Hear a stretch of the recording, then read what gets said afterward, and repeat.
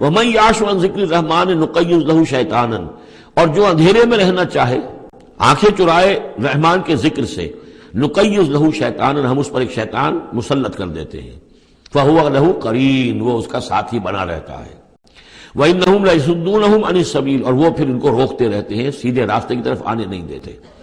وَيَحْسَبُونَ أَنَّهُمْ مُهْتَدُونَ، اور سمجھتے وہ یہ ہے کہ ہم تو ہدایت پر ہیں اور صحیح راستے پر چل رہے ہیں، ہماری زندگی، ہماری دنیا بن رہی ہے، ہماری دولت بڑھ رہی ہے، کاروبار جم رہا ہے، ایک کے بجائے دو، دو کے بعد 3 فیکٹریاں بل ہم نے بنا لیے ہیں، وہ سمجھتے ہیں کہ ہم کامیاب ہو رہے ہیں۔ حتیٰ اذا جانا قال، جب وہ ہمارے پاس آئیں گے، یہاں تک کہ جب وہ آئے گا ہمارے پاس، قال، اس وقت وہ کہے گا یا لیت بینی و بینک بعد المشرقین، وہ اپنے مسقرین سے، اس شیطان سے کہے گا کاش کہ میرے اور تیرے درمیان مشرق و مغرب کا فاصلہ ہوتا، فبئس القرین، تو میرا بہت ہی برا ساتھی ثابت ہوا جو مجھے غلط راستوں پر لے کر چلتا رہا۔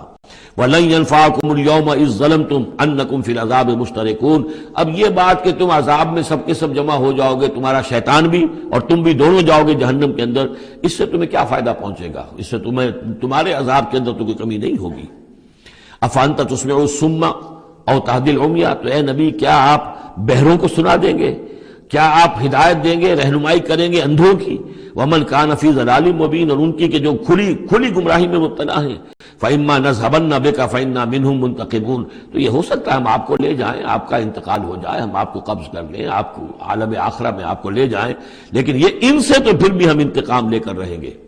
اور نُرِيَنَّكَ الَّذِي وَعَدْنَاهُمْ، یا یہ کہ ہم آپ ہی کی زندگی میں اور آپ کو دکھا دیں وہ چیزیں جن کا کہ ہم نے ان سے وعدہ کیا، فَإِنَّا عَلَيْهِمْ مُقْتَدِرُونَ، ہمیں اس پر بھی قدرت حاصل ہے، چاہے آپ کی زندگی ہی میں وہ عذاب لے آئیں فیصلہ کن، اور چاہے آپ کے بعد۔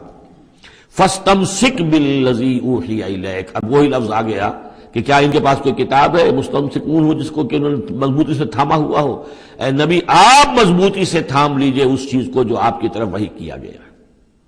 قرآن کے ساتھ، تمسک بالقرآن، یہی لفظ پھر حضور نے استعمال کیا ہے اپنے آخری خطبے میں کہ میں تو اب جا رہا ہوں، قد ترکت فیکم ما ان تمسکتم بہ لن تضلوا ابدا، کتاب اللہ، میں چھوڑ کر جا رہا ہوں کتاب اللہ، اگر اس کو مضبوطی سے تھامے رکھا تم نے کبھی گمراہ نہیں ہوگے۔ فاستمسک بالذی اوحی الیک، مضبوطی سے تھام لیجئے، پکڑ لیجئے اس شے کو کہ جو آپ کی طرف وحی کی گئی ہے۔ انک علی صراط مستقیم، یقیناً آپ سیدھے راستے پر ہیں۔ وانہ لذکر لک ولقومک، اور یہ قرآن آپ کے لیے بھی ذکر ہے، آپ کا وظیفہ ہے، آپ پڑھتے رہیے اس کو، ولقومک، اور آپ کی قوم کے لیے، وسوف تسألون، اور ان قریب پھر آپ سے سوال بھی ہوگا، آپ سے پوچھ گچھ بھی ہوگی، سب سے ہوگی۔ واسأل من ارسلنا من قبلک من رسلنا،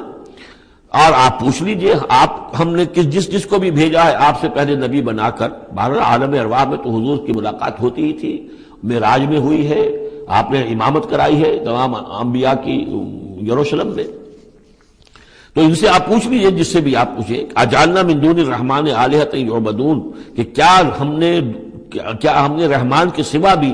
کوئی ایسے معبود بنائے ہیں کہ جن کی پوجا کی جائے؟ کسی کے پاس سے کوئی گواہی نہیں ملے گی، کسی نبی کی تعلیمات میں اس کا کوئی سراغ نہیں ملے گا۔